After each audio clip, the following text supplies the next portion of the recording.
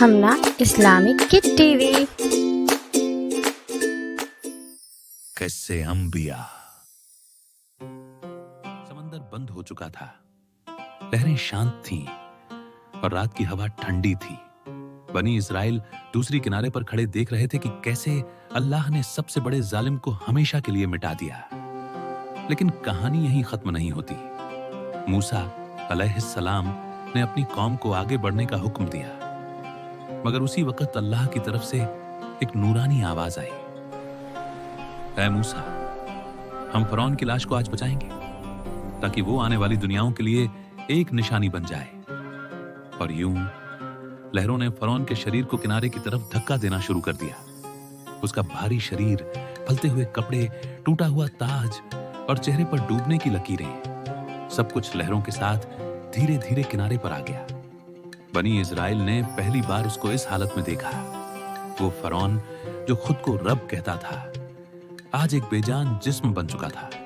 اس کے شریر کو سمندر کی لہروں نے ہوا کے سامنے ڈال دیا تاکہ ہر آنے والا انسان سمجھ سکے کہ جو خود کو خدا سمجھے، اللہ اسے یوں ہی بے بس کر کے دکھاتا ہے۔ پھر کچھ سمے بعد مصر کے لوگ اس کی لاش کو لے گئے۔ انہوں نے فرعون کو مصری راجاؤں کی طرح ممی بنا کر سنبھال کر رکھا۔ آج بھی دنیا بھر کے لوگ اس ممی کو دیکھتے ہیں اور یہ یاد آتا ہے کہ ظالم کتنا بھی بڑا ہو، اللہ اس سے بڑا ہے۔ اور اسی طرح فرعون کا شریر صدیوں کے لیے ایک سبق بن گیا۔ بانی اسرائیل نے لمبا سفر طے کیا تھا۔ گرم دھوپ، پتھریلی زمین اور پانی کی کمی، ان سب نے انہیں بہت تھکا دیا تھا۔ ایک دن جب وہ ایک سنسان وادی میں پہنچے، انہوں نے موسیٰ علیہ السلام سے کہا، اے موسیٰ، ہم بھوک سے کمزور ہو گئے ہیں، ہمارے پاس کھانے کو کچھ نہیں۔ موسیٰ علیہ السلام نے آسمان کی طرف نظر اٹھائی اور اللہ سے دعا کی، اور پھر اللہ نے اپنی رحمت کا ایک اور بڑا معجزہ بھیجا۔ صبح کے وقت جب سورج کی ہلکی کرنیں چلنے لگی، وادیوں میں ایک میٹھی سفید برف جیسی نازک چیز آسمان سے گرنے لگی۔ یہ تھا مین، ایک میٹھا، ہلکا، شہد جیسا سواد رکھنے والا خاص آسمانی کھانا۔ بانی اسرائیل کے بچے خوشی سے دوڑ کر اسے اٹھانے لگے۔ عورتوں نے اپنے دوپٹوں اور برتنوں میں اسے اکٹھا کرنا شروع کیا۔ وہ اتنا لذیذ تھا کہ سب نے اس کی تعریف کی۔ دوپہر ہوتے ہی اللہ کا دوسرا تحفہ اترا، سلوا، ایک خاص قسم کا پرندہ جو آسانی سے پکڑا جا سکتا تھا۔ یہ نہ زہریلا تھا اور نہ خطرناک، بلکہ بالکل حلال اور پاک۔ اس طرح صبح مین ملتا، شام کو سلوا اترتا اور بانی اسرائیل آرام سے پیٹ بھر کر کھاتے۔ یہ اللہ کا سیدھا آسمان سے اترنے والا کھانا تھا، بنا کھیت، بنا محنت، بنا کھیتی کے۔ مگر موسیٰ علیہ السلام نے اپنی قوم کو سمجھایا، اس کھانے کو ایک ہی دن کے لیے اکٹھا کرنا، کل کے لیے مت رکھنا، کیونکہ اللہ چاہتا تھا کہ وہ روز اسی پر بھروسہ کرے، نہ کہ جمع کیے ہوئے کھانے پر۔ کچھ لوگوں نے جگیاسا میں اگلے دن کے لیے تھوڑا چھپا کر رکھ لیا، لیکن اگلے دن وہ کھانا خراب ہو چکا تھا۔ ان پر صاف ہو گیا کہ روز کی روزی صرف اللہ دے سکتا ہے۔ اور یوں بنی اسرائیل نے کئی دنوں تک من و سولوا کھایا۔ ان کی طاقت واپس آئی، ان کی آنکھوں میں چمک آئی، اور وہ پھر اپنے سفر پر بڑھنے لگے۔ یہ اللہ کی ایک ایسی رحمت تھی جو صرف اسی قوم کو ملی جسے اس نے سمندر سے بچایا تھا۔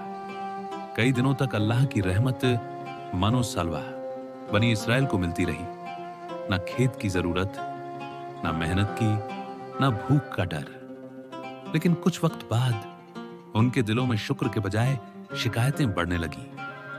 ایک دن انہوں نے موسیٰ علیہ السلام سے کہا، اے موسیٰ، ہم روز یہی کھانا نہیں کھا سکتے، ہم تھک گئے ہیں اس ایک جیسے کھانے سے۔ اپنے رب سے کہو کہ وہ ہمارے لیے سبزیاں، کھیرے، لہسن، دالیں اور پیاز اگائے۔ ہم وہ کھانا چاہتے ہیں جس کے ہم عادی تھے۔ موسیٰ علیہ السلام نے دکھ سے ان کی اور دیکھا۔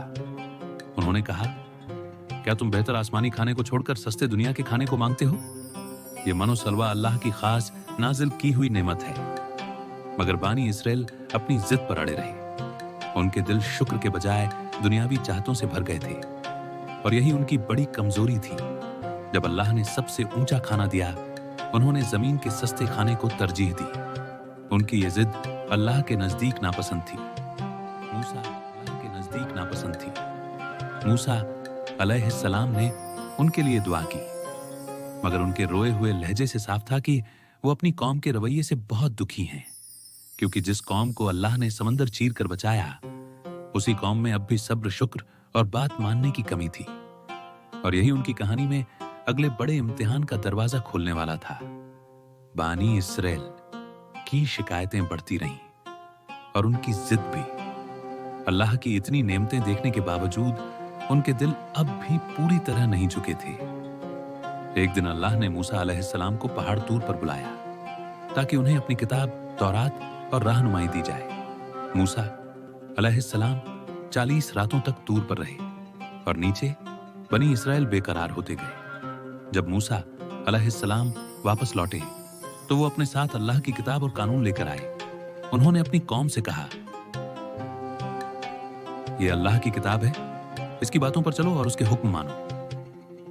लेकिन बानी इस्राएल के कुछ लोग फिर बहस करने लगे। उन्होंने कहा, ये बहुत सख्त कानून है, हम नहीं जानते क्या हम सब कुछ मान पाएंगे। उनके दिल अभी भी कमजोर थे। उनमें बात मानने और डर दोनों की कमी थी। फिर अल्लाह का एक बड़ा मौजज़ा हुआ। अचानक आसमान काला हुआ, हवा थम गई और पूरा माहौल खामोश हो गया। फिर पूरा पहाड़ तूर अपनी जगह से उठ गया। वो बानी इसराइल के ऊपर छत की तरह मंडराने लगा। उसका साया उनके सिरों पर पड़ रहा था। लोग कांप उठे। माएं अपने बच्चों को सीने से चिपकाकर खड़ी हो गईं।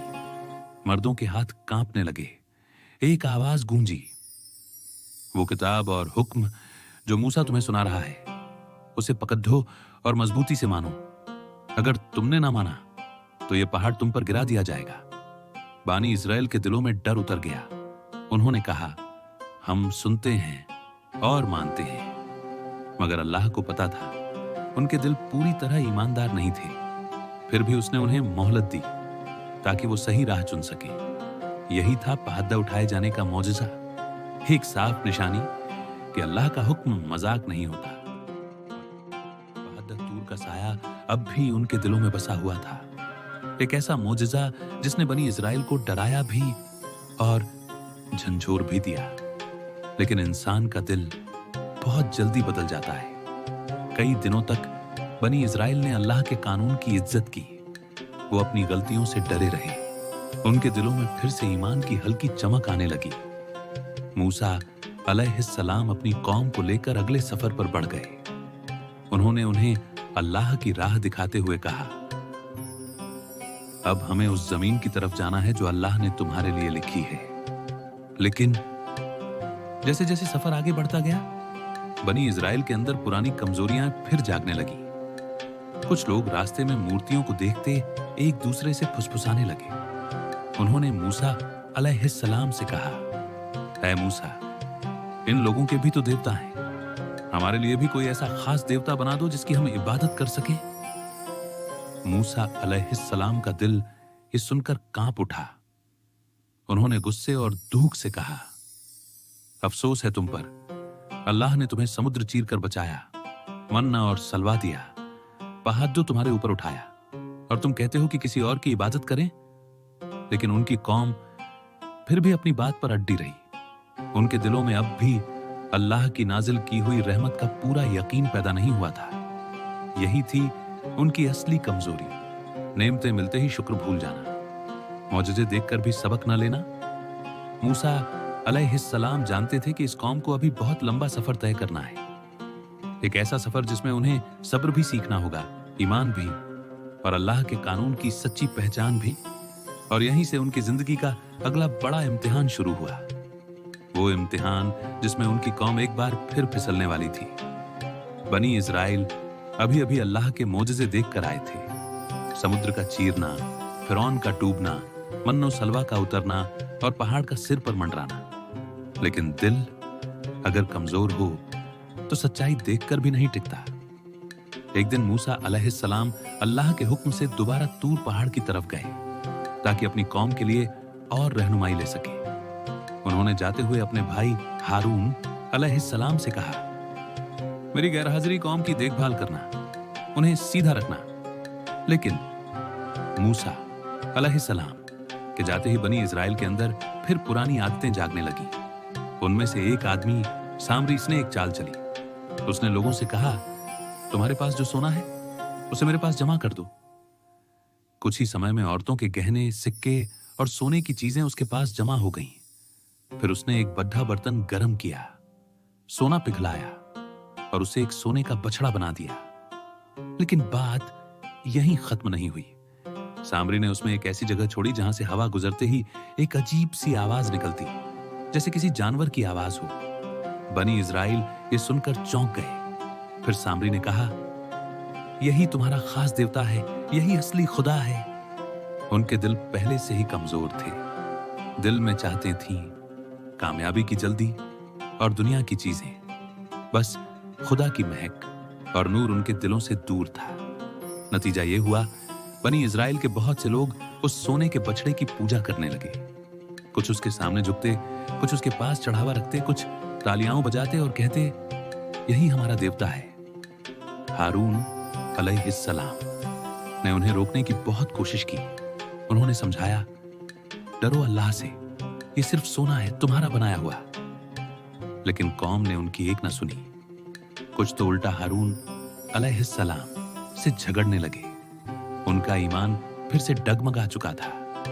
यह नजारा उनके लिए इम्तिहान था और मूसा अलैहिस्सलाम के लिए एक बहुत बड़ा दुख, क्योंकि जिस कौम को अल्लाह ने इतनी रहमतें दी, वही अब सोने के एक बेजान टुकड़े को पूजने लगी थी। यही थी बछड़े का फितना।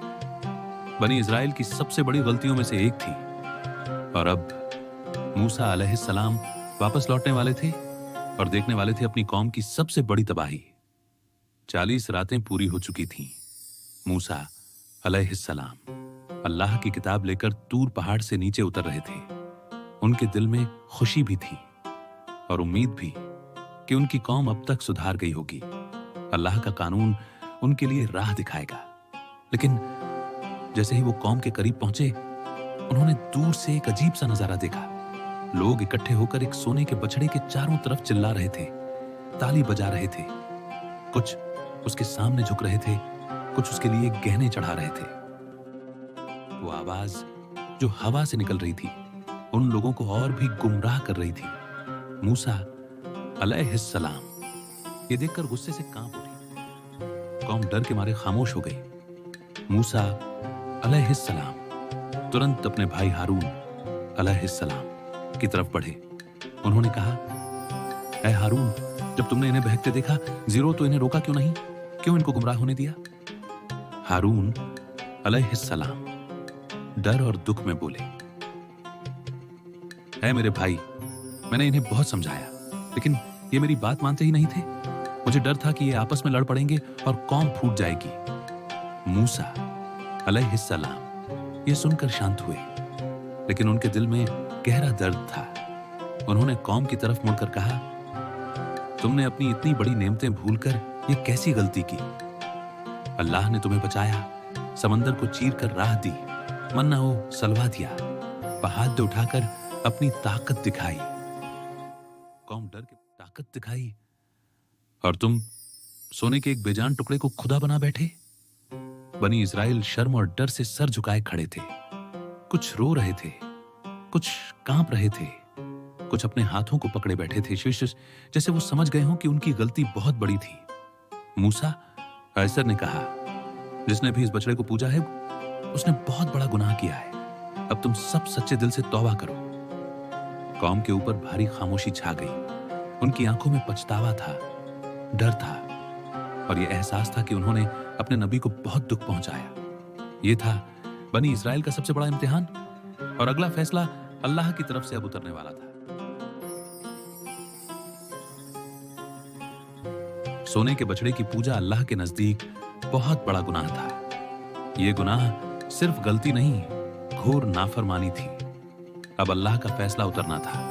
एक नूरानी आवाज आई, मूसा, जिन लोगों ने बछड़े की पूजा की है, उन्हें अपने गुनाह का कफारा अदा करना होगा। और उनका कफारा है कि वो अपने आप को कुर्बान करें। यह सुनकर पूरा बनी इजराइल कांप उठा। चारों तरफ सन्नाटा फैल गया। कुर्बानी किसी और की नहीं, खुद अपने ही गुनाहगारों की होनी थी। यह इतिहास की सबसे बड़ी मुसीबतों में से एक थी। लोग एक दूसरे को देखने लगे, आंखों में आंसू भर आए। माए ने अपने जवान बेटों को गले लगाने लगी। कुछ कह रहे थे, हमने सचमुच बहुत बड़ी गलती की है। कुछ रो रहे थे, काश हमने सोने के बछड़े को छुआ भी ना होता। मूसा अलैहिस्सलाम अपनी कौम की तरफ देख रहे थे। उनकी आंखों में दया भी थी और न्याय का दर्द भी। उन्होंने कहा, यह फैसला मेरी तरफ से नहीं, अल्लाह की तरफ से है, और जो भी इस गुनाह में शामिल हुआ है उसे अपने आप को अल्लाह के सामने कुर्बान करना होगा। बनी इजराइल लाइनें बनाकर खड़े हो गए। उनके दिल भारी थे। हवा में खामोशी थी और आसमान भी गवाह था। फिर अल्लाह के हुक्म से यह सख्त सजा पूरी की गई। इस कफारे के बाद कौम साफ हो गई, उनकी गलती माफ कर दी गई, और जो बचे वो अल्लाह की राह पर और भी पक्के हो गए। यह था एक ऐसी सजा जिसने पूरी कौम को हिलाकर रख दिया। लेकिन इसी सख्ती ने उनके दिलों से बछड़े की पूजा का हर निशान मिटा दिया, और कहानी अब एक नए मोड़ की तरफ बढ़ रही थी। बनी इस्राएल अब एक नई राह पर थे। ताजा ईमान, ताजा उम्मीद और अल्लाह की रहमत उनके साथ थी। कई दिन सफर करने के बाद एक सुबह मूसा अलैहिस्सलाम ने अपनी कौम को इकट्ठा किया। उनकी आवाज शांत भी थी और मजबूत भी। उन्होंने कहा, ऐ मेरी कौम, अल्लाह ने तुम्हारे लिए एक मुकद्दस जमीन लिख दी है, उसमें दाखिल हो जाओ, डरना मत, अल्लाह तुम्हारे साथ है। यह सुनकर बनी इस्राएल के दिलों में उम्मीद की एक चिंगारी जली, क्योंकि उस मुकद्दस जगह में आराम था, सुकून था और आजादी थी। मगर जैसे ही उन्होंने उस जगह को देखा, उनके कदम ठिठक गए। वहां रहते थे ताकतवर, लंबे चौड़े, हथियारबंद लोग जिन्हें जाब्बार कहा जाता था। बनी इस्राएल डर गए। उनके चेहरों पर फिर वही पुराना खौफ लौट आया। उन्होंने कहा, ऐ मूसा, वह जमीन बहुत अच्छी है, लेकिन वहां बहुत तगड़े लोग रहते हैं, हम उनसे लड़ नहीं सकते। तुम और तुम्हारा रब जाकर लड़ लो, हम यहीं बैठे हैं। मूसा अलैहिस्सलाम ये सुनकर गहरी खामोशी में डूब गए। उनके दिल में दुख भी था और हैरानी भी, क्योंकि जिस कौम को अल्लाह ने समंदर चीर कर बचाया था, आज वही कौम अल्लाह पर भरोसा करने से मना कर रही थी। उन्होंने कहा, ऐ मेरी कौम, बस अल्लाह पर भरोसा करो, वो तुम्हारा मददगार है, वो तुम्हारा रक्षक है।